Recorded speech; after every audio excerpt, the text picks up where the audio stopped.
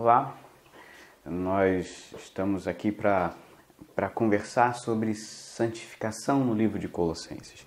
O pano de fundo de Colossenses é muito interessante, que tinha uma turminha lá que se achava muito especial, né?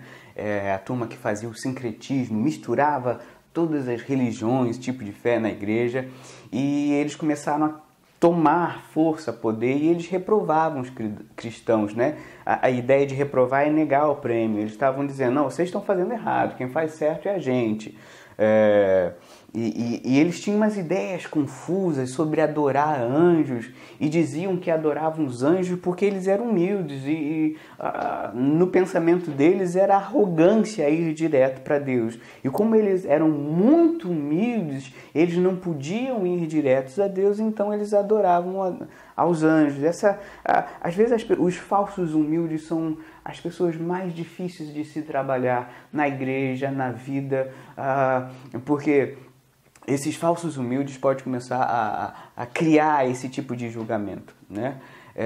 E eles pregavam o ascetismo, que é a doutrina do não pode, não toque, não proves, não manuseies. A gente vê isso, claro, no livro de Colossenses, no capítulo 2, capítulo 2, versículo 18. Ninguém vos prive do prêmio, afetando humildade ou culto dos anjos, baseando-se em visões, enfatuando sem motivo alguma na sua mente carnal. E não se mantendo unido à cabeça, do qual todo o corpo provido e organizado pelas juntas e ligaduras vai crescendo com aumento concedido por Deus. Então era uma turma que inventava um monte de coisa porque não podia, e a ideia que Paulo está trazendo é que não tem uma cura material para um problema espiritual. Então eles estavam tentando resolver uma questão espiritual do pecado, de uma natureza que se inclina para fazer aquilo que não deve, simplesmente com um grupinho de coisas, com uma atitude de adorar anjos, uma falsa humildade, sempre numa ênfase negativa que não. E aí Paulo falou, o livro de Colossenses então vem, não, santidade é diferente. Então, nessa primeira abordagem, a gente vai pensar em santidade num aspecto negativo também, no que a gente não deve fazer. Imaginem que santidade é como se a gente tivesse que tirar roupas, como se fosse um despojar, um tirar. E aí o que ele está falando aí no capítulo 3? Portanto, se fosse ressuscitado com Cristo e buscar as coisas que são de cima, onde Cristo está assentado à destra de Deus, pensai nas coisas que são de cima e não nas que são da terra, pois morreste, a vossa vida está oculta com Cristo. Quando Cristo é a nossa vida se manifestar, então também vós vos manifestareis com Ele em glória.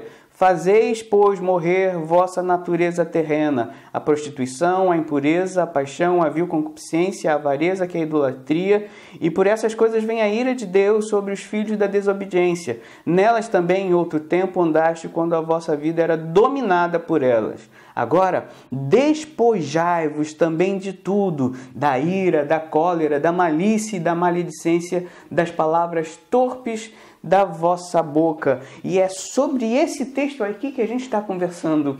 Então, lembra que Paulo está falando pensando em santidade como uma coisa que a gente tira.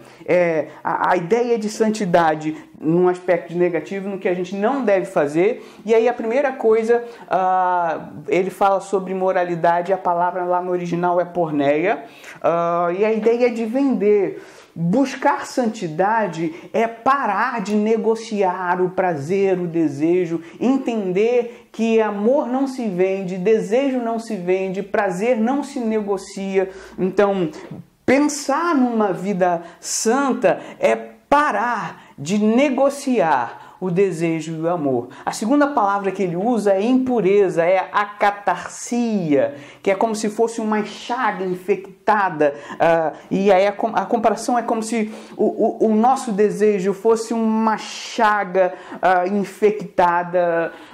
E eu posso pensar em algumas coisas diferentes. Primeiro, às vezes um desejo começa bonito, mas o tempo vai passando e a gente não sabe administrar aquele desejo, e aquele desejo vira uma ferida. O tempo passou e e aquilo que era para me ajudar a crescer se transformou numa grande ferida, numa grande chaga infectada. Então, Paulo está falando em impureza, diferente do que a gente está acostumado. A palavra diz para tirar essa roupa da impureza, tirar esse desejo que virou ferida. Da gente cuidar disso, da gente tratar. A próxima palavra é paixão lasciva, isso que a gente leu no texto, lá no original é patos. É um impulso que não descansa até ser satisfeito. É aquele sentimento de negativo, claro, a gente está fazendo de desejos, de vontades que são negativas, não no sentido positivo, mas enquanto a gente não realiza aquele pecado, enquanto a gente não concretiza aquele desejo, a gente não se satisfaz. A Bíblia está chamando isso aqui, então, de paixão lascivas, é patos. Então, as nossas igrejas conseguiriam ser mais bíblicas se nas nossas reuniões de santificação a gente gastasse tempo na comunhão para ajudar a gente ser o tipo de pessoa que não vende amor, que não deixa os nossos desejos se transformarem em feridas que incomodam o cheiro, porque sabe aquela coisa que já virou tão fétida que começa a incomodar as pessoas que estão ao meu lado? Às vezes os meus desejos se apodreceram tanto que as pessoas percebem que o meu desejo virou pesadelo. A gente tem que buscar santidade, entendendo que a gente precisa tirar a catarsia do nosso coração e esse impulso que não descansa da pior forma possível. Por outro lado, se a gente tem esse grupo de pecados morais, a gente tem um grupo de pecados sociais, que é aquilo que a gente comete na sociedade. A primeira palavra é epitomia kaken, que é o desejo pervertido. É a forma de que na sociedade eu sobreponho o meu desejo e às vezes o meu desejo acaba atrapalhando a minha convivência. A avareza, a palavra é pleonexia, é o desejar sempre, nunca se satisfazer. É como se fosse uma insatisfação crônica. A minha alma está tomada por uma insatisfação. Então, quando a Bíblia chama avareza, não é necessariamente dinheiro, mas é uma postura de estar sempre insatisfeito de uma forma doente. A minha grande preocupação é que muitas vezes pastores e igrejas estão ensinando a buscar a Deus com esse sentimento no coração. Misericórdia não é isso. A gente tem que ter sede de Deus, a gente tem que ter fome e sede de justiça, mas existe uma distância muito grande em chegar nas coisas espirituais através de pleonexia, ou seja, de avareza, e de chegar na presença de Deus pelo novo e vivo caminho. A primeira coisa que eu quero dizer para você, não é igual. Cuidado com os pastores, com as pregações que tentam usar a tua avareza para você conseguir conquistar as coisas espirituais. As coisas espirituais se conquistam espiritualmente. Então não busque a Deus com avareza.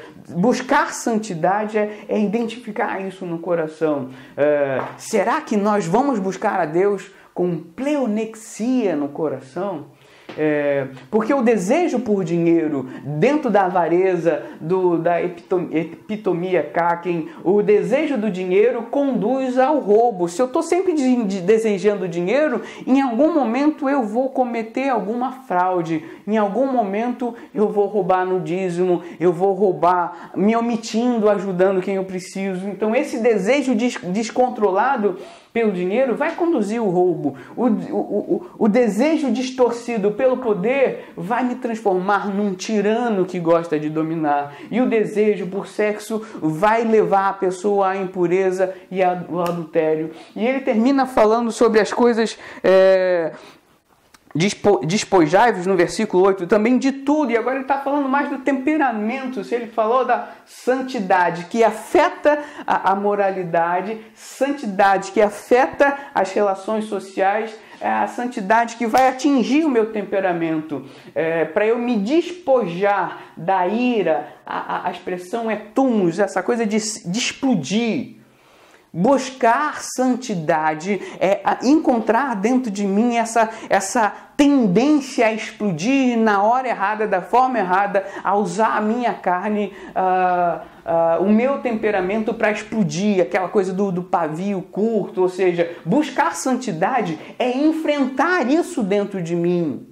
E aí eu pergunto, quantos pastores realmente buscam santidade enfrentando o túmulo dentro dos seus próprios corações? Agora, Paulo também fala em buscar a santidade, despojando o ódio, a indignação, é aquele sentimento de que eu não quero ser pacificado, eu estou bravo e não adianta ninguém, porque eu não quero que me consolem, eu não quero ser pacificado. Buscar santidade é deixar que o Espírito Santo me console, que a comunhão me traga consolo. Em terceiro lugar, essa santidade que precisa afetar o meu coração e o meu temperamento é caquia, maldade. Sabe aquela coisa de se alegrar quando alguém se dá mal? Aquela coisa de se alegrar quando alguém passa por um momento difícil. E a gente várias vezes a gente é tentado a deixar que a caquia tome conta do nosso coração. Então Paulo está falando, vocês que estão dizendo que são humildes, que estão reprovando os crentes, que se acham santos, que se acham especiais, vocês ainda não entenderam santidade, porque quando vocês falam de santidade, vocês não entenderam nada disso. E aí a minha provocação, e nós já entendemos? A nossa busca e as nossas reuniões em busca de santidade, nós lutamos contra a tendência do ser humano de vender amor e prazer. A gente luta contra esse desejo que vira doença. A gente luta contra esse impulso que não quer ser satisfeito e está sempre querendo mais. A gente luta contra o desejo pervertido, contra a pleonexia, que é a avareza, que é essa insatisfação crônica, e a gente ainda tem a audácia de querer buscar a Deus cheio de avareza no coração. Será que os nossos corações são confrontados no poder do Espírito Santo para que a caquia não faça com que a gente se alegre com a tristeza do nosso irmão? Santidade não é uma opção para crente. Nós fomos chamados para santidade. E o meu desejo nesse vídeo é que esse desejo por santidade cresça no seu coração. Que o Senhor te abençoe e gere a cada dia novidade de vida.